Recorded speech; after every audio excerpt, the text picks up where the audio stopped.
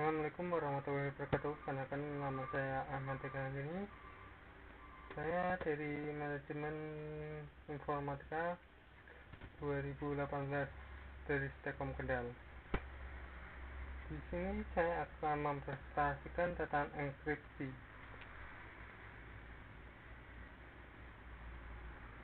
Sejarah singkat enkripsi. Kata enkripsi berasal dari kata Yunani kriptos yang berarti tersembunyi atau rahasia. Dahulu kita masih banyak orang yang belum bisa membaca, menulis pesan rahasia dengan secara biasa sudah terbilang cukup pada masa itu. Di waktu yang lain, orang Romawi menggunakan apa yang disebut sandi jasa.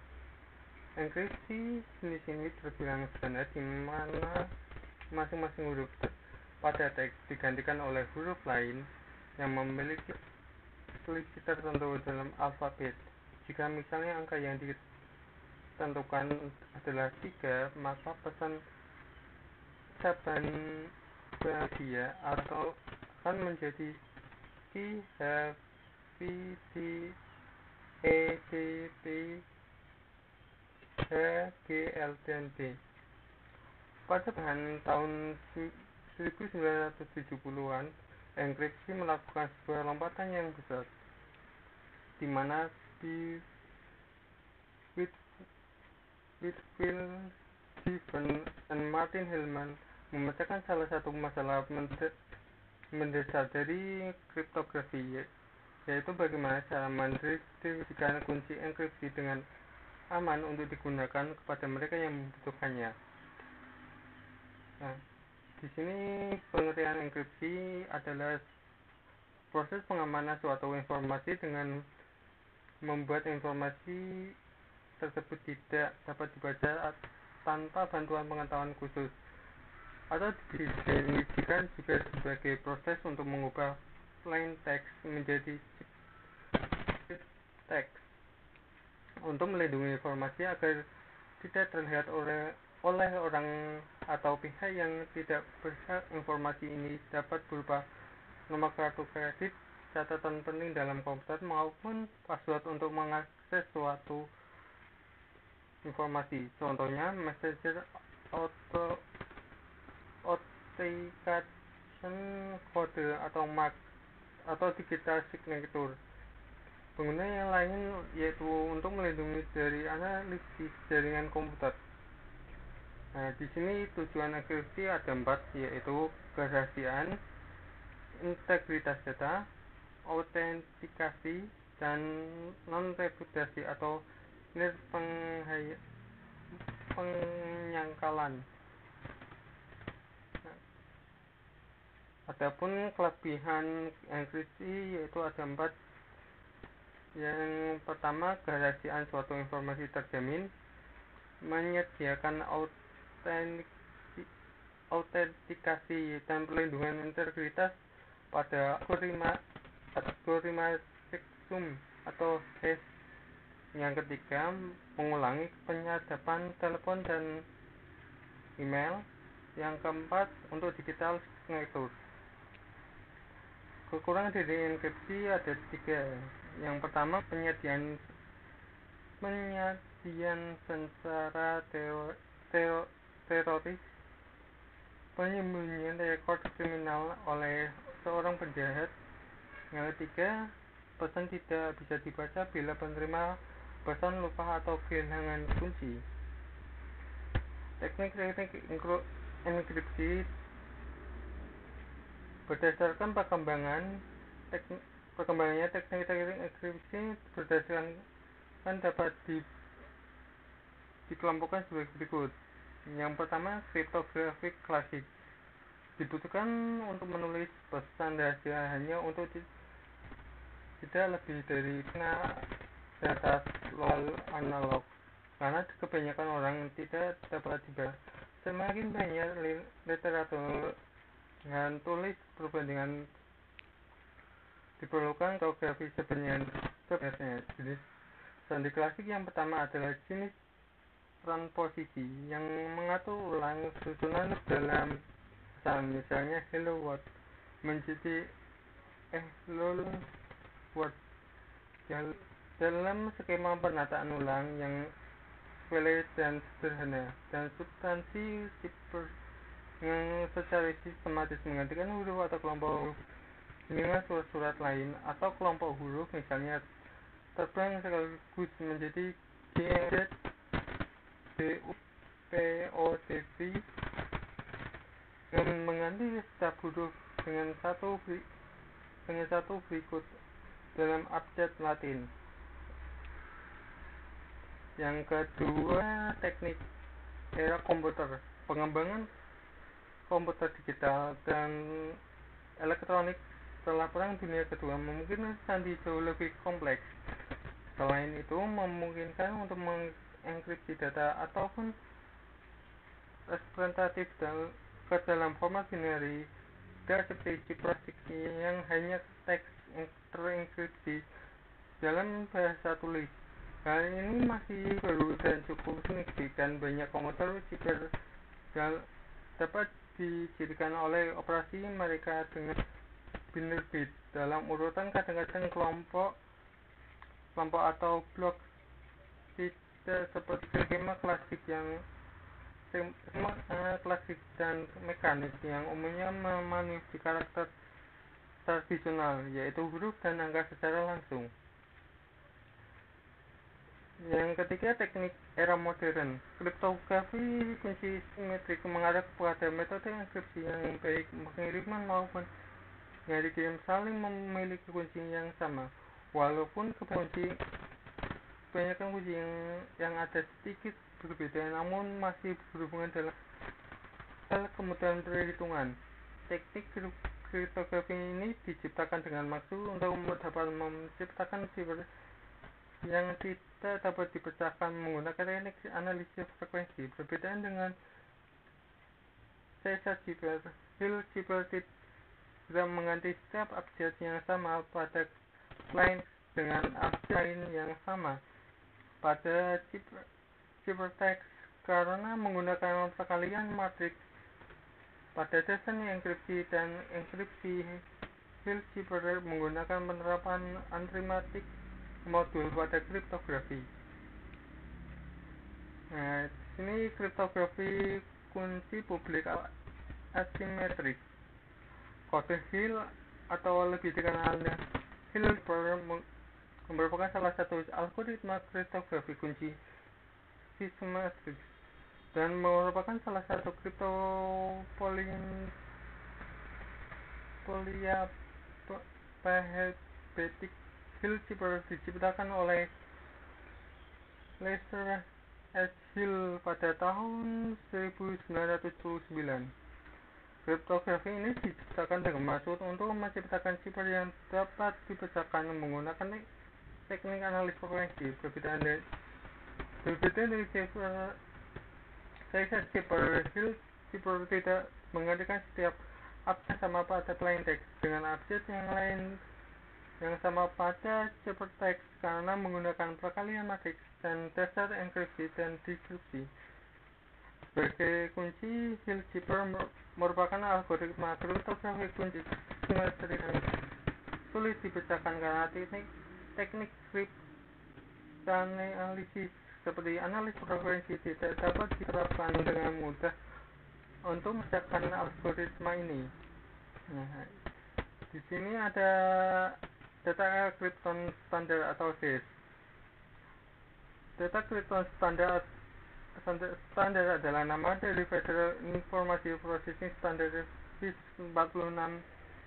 46-3 yang menggambarkan data kriptografi algoritma DEA atau DEA merupakan perbaikan dari algoritma Lucifer yang dikembangkan oleh IBM pada awal tahun 70-an. Meskipun algoritma pada intinya dirancang oleh IBM, NSA, dan NBS, sekarang ini National System of Standards and Technology memainkan peran penting pada tahap akhir pengembangan DEA, sering disebut DIS. Setelah dipelajari secara ekstensif sejak publikasinya dan merupakan algoritma sistematik yang paling dikenal dan paling banyak digunakan. DEA merupakan memiliki ukuran blok 6 bit dan menggunakan kunci 64 bit, kunci selama frekuensi 8 bit dihilangkan, dan kunci 64 bit. DEA adalah sistem symmetric cryptocurrency khusus cryptocurrency dalam 16 strip round pada mulanya dirancang untuk implementasi software. Untuk komunikasi baik, pengiriman maupun penerima harus mengetahui kunci rahasia yang sama. Dapat digunakan untuk mengenkripsi, mendekripsi pesan, atau untuk menginskripsi atau memverifikasi messenger automatic encoder atau MAC. Public key cryptography menyediakan solusi ideal untuk masalah ini. Setelah memverifikasi kembali bit 46 strip 1, 46 strip 2, dan 46 strip 3 setiap 5 tahun. Bit 46 strip 3 mengesahkan kembali menggunakan disk di Oktober 9 sampai Oktober 1999, namun single disk hanya diizinkan untuk legalensi sistem. Bit 46 strip 3 mencakup definisi dari triple disk. TDA menurut X9.52, TDA adalah pilihan algoritma sistematik yang disetujui oleh FIPS. Dalam beberapa tahun, disk dan triple disk akan digantikan dengan Advanced Encryption Standard. Berdasarkan pemrograman website, dalam pemrograman enkripsi digunakan dalam proses pengembangan sebuah aplikasi atau website. Hal ini menjaga keamanan informasi dari sebuah sistem akan dibangun. Adapun beberapa metode enkripsi lainnya digunakan untuk mengamankan web seperti PHP, AES, dan lainnya, di antaranya berikut. Metode enkripsi MD2. Messenger disk algorithm atau MD2 adalah fungsi hash cryptographic yang dikembangkan oleh Ronald Rivers pada tahun 1989. Algoritma dioptimalkan untuk komputer 8 bit. MD2 yang ditetapkan dalam RFC 1919.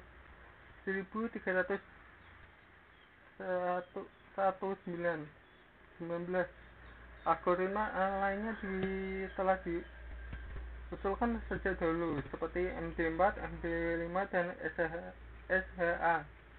Bahkan sampai dengan 2004, update MD2 telah digunakan instruktur kunci publik sebagai bagian dari sertifikat yang dihasilkan dengan MD2 dan RSA. Metode enkripsi MD4 yang oleh Profesor Ronald Rivers dari MIT pada tahun 1990. Panjangnya adalah 128 bit. MD4 digunakan untuk menghitung NT, hash, ringkasan password, dan Microsoft Windows NT, XP, dan Vista. Metode enkripsi MD5 adalah salah satu dari rangkaian algoritma messenger decryption yang didesain oleh Profesor Ronald Rivers dari MIT. Rivers 1994. Data analitik menunjukkan bahwa pendahulu MD5 yaitu MD4 mulai tidak aman. MD5 kemudian didesain pada tahun 1991 sebagai pengganti dari MD4. Kelemahan MD4 ditemukan oleh Hash-13. Dalam kriptografi MD5 messenger disk algorithm ialah fungsi hash kriptografi yang digunakan secara luas dengan hash value 128 bit. Pada standarnya internet HCP 1321 MD5 telah dimasukkan secara bermacam-macam pada aplikasi keamanan, dan MD5 juga umum digunakan untuk melakukan pengujian integritas sebuah file. Ada itu enkripsi SHA. SHA adalah serangkaian fungsi kriptografi hash yang dirancang oleh National Security Agency (NSA) dan diterbitkan oleh NIST sebagai US Federal Information System Standard. SHA adalah secure hash algorithm. Jenis-jenis SHA yaitu SHA strip 0, SHA strip 1, dan SHA strip 2. Yaitu SHA strip 2 menggunakan algoritma yang identik dengan tingkat variabel dikenal sebagai SHA strip 224, SHA strip 256, SHA strip 384, dan SHA strip 512.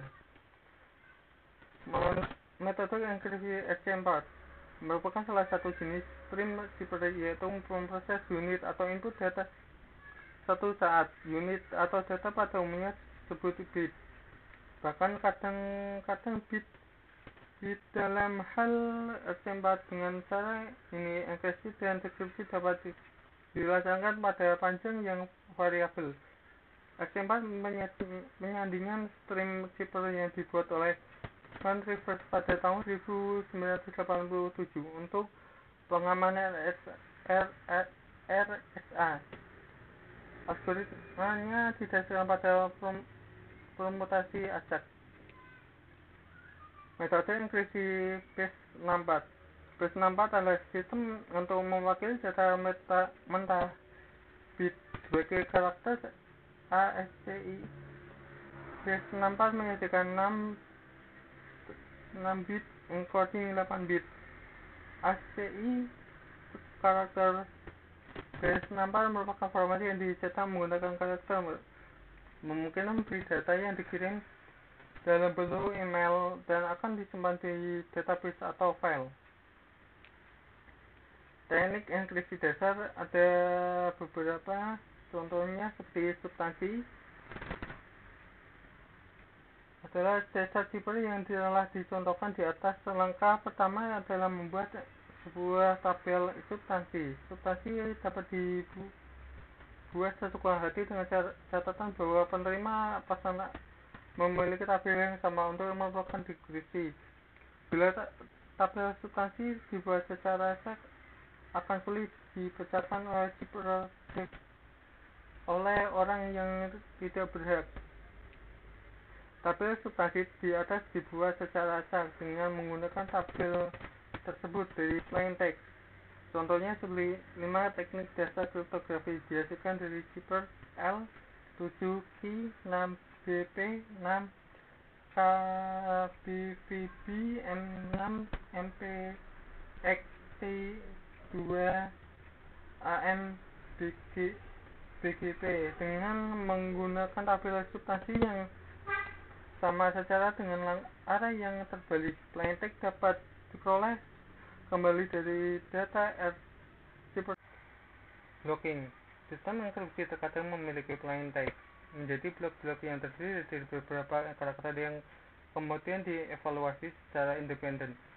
Plain text dienkripsikan dengan menggunakan teknik blocking. Dengan menggunakan enkripsi, blocking dapat dipilih jumlah jalur dan kolom untuk penulisan pesan. Jumlah jalur atau kolom menjadi kunci bagian kriptografi. Dengan teknik plain text dituliskan secara vertikal bawaan berurutan pada lanjut dan dilanjutkan pada kolom berikutnya sampai seluruh tertulis. Ciphertext adalah hasil pembacaan plain text secara horizontal berurutan sesuai dengan bloknya. Pada ciphertext dihasilkan dengan teknik ini adalah 5DP ATT SOE AGK RRN AI VKRI. Yang ketiga, pemutasi. Teknik enkripsi yang terpenting adalah permutasi atau sering juga disebut transposisi. Teknik ini membedakan atau memprioritaskan karakter dengan aturan tertentu. Prinsipnya adalah berlawanan dengan teknik substansi, tetapi identitas yang diacak. Pada teknik permutasi umumnya plaintext terlebih dahulu dibagi menjadi blok-blok dengan panjang yang sama. Ekspansi. Metode sederhana untuk mencakup pesan adalah dengan melebarkan pesan itu dengan aturan tertentu. Salah satu contoh menggunakan teknik ini adalah dengan meletakkan huruf konsonan atau bilangan ganjil menjadi awal dari suatu kata akhir kata itu dan menambahkan akhir an bila suatu kata dimulai dengan huruf hidup dan bila genap ditambahi akhiran i. Contohnya seperti 5an x e k n i k t a n a s a r d a m j u p t o g r a p i k a n. Atau aturan ekspansi dapat dibuat lebih kompleks. Terkadang ekspansi digabungkan dengan teknik lainnya karena teknik ini bila terdiri sendiri terlalu mudah untuk dipecahkan. Penempatan. Mengurangi panjang pesan atau jumlah bloknya adalah cara lain untuk menyembunyikan isi pesan. Contohnya sederhana ini menggunakan cara menghilangkan setiap karakter ketika berurutan. Karakter yang dihilangkan disatukan kembali disusun sebagai pelampiran dari pesan utama dengan diawali oleh suatu karakter khusus. Dalam contoh ini digunakan di aturan menghilangkan karakter dan karakter khusus yang berfungsi sebagai pemisah menjadi dasar untuk proses deskripsi ciptatext menjadi plaintext kembali. Cara kerja enkripsi. Data yang dikirim dalam bentuk mentah tidak terenkripsikan disebut plaintext.